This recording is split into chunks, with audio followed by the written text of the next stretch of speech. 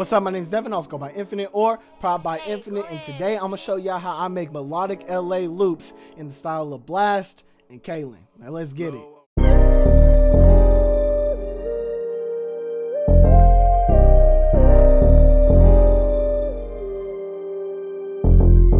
Now the first thing that I did was pull up the Noir felt piano and I put in this MIDI right here.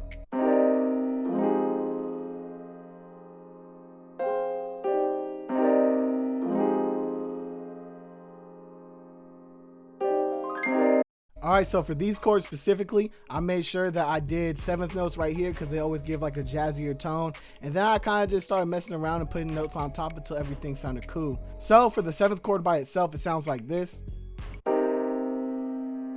which definitely sounds cool. But when you add those 2 notes on top, it just gives a way more, just a way more LA-ish, cool type of vibe, you feel me? I don't even know how to explain it. It just kind of gets that vibe, you feel me? You know what I mean? Like those 2 notes on top is just what gave the chord what it really needed. And then I just took that progression, copied it over, and then pitched it down by 1, 2, 3, 4, 5, 6, 700 cents. Cool little trick I like to do in a lot of my loops. You can either pitch things down by 500 cents or 700 cents, and you can usually just double your chord progressions like that. And then just to give everything a little bit of flair, I put this little thing on top right here just to kind of like end off the chord progression real nicely and make it seem kind of fancy and make it look like I know what I'm doing on the keyboard and everything like that. And then at the very end, I took this little run right here and I did a cool like little strum up, you know what I mean? So you take the velocities, you make sure they're going up, and then you make sure that you're strumming everything up as well. And it kind of gives this cool little texture. Shout out Vision. I actually saw this in one of his tutorials, so you know what I mean, always gotta give credit where credit is due, you feel me? Then I took that exact same chord progression and I put it into Analog Lab 5 with the Bryson preset, and this is what it sounds like by itself.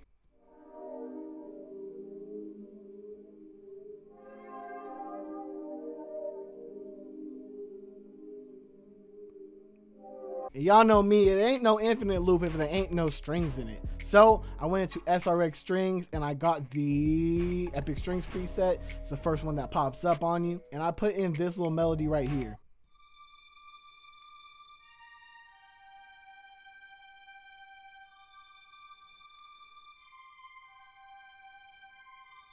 And then after that, I went into Purity and got the good old handy winter whistle preset. And I put in this little melody right here.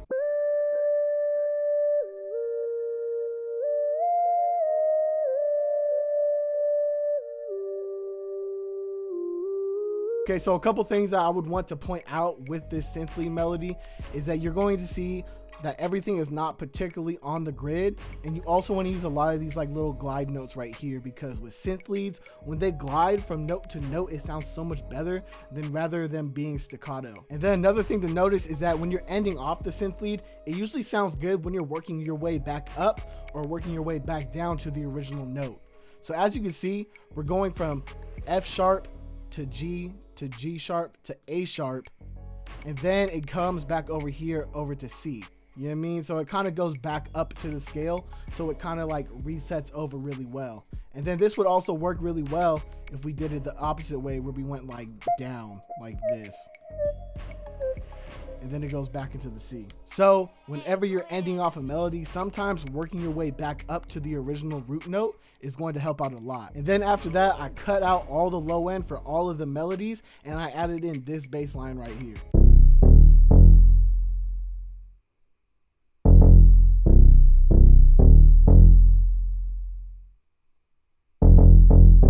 Now here's a couple techniques to make your bass lines way more catchy. Now the first thing that you're gonna do to make them more catchy is use a call and response technique with your bass lines. So as you can see, it does this little 3-hit going up, and then there's like this huge gap right here. And that's basically what the call and response is. This one right here is the call, and then you kind of wait, and then you get the response. You feel me? Then you get the response. And then another trick to make them more catchy is to create a good sense of familiarity within your patterns.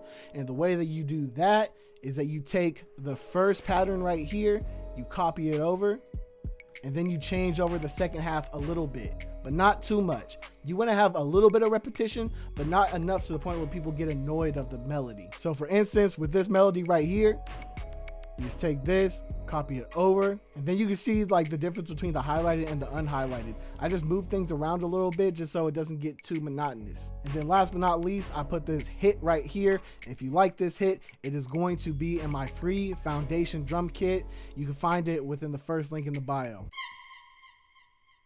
And then that hit, the only purpose that it serves is just to give like a really good impact for when the loop hits. And without further ado, this is the full loop right here.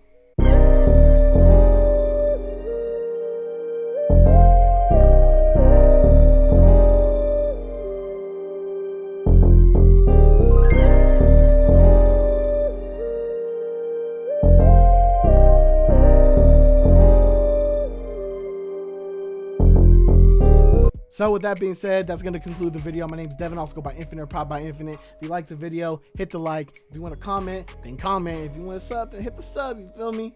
Peace out.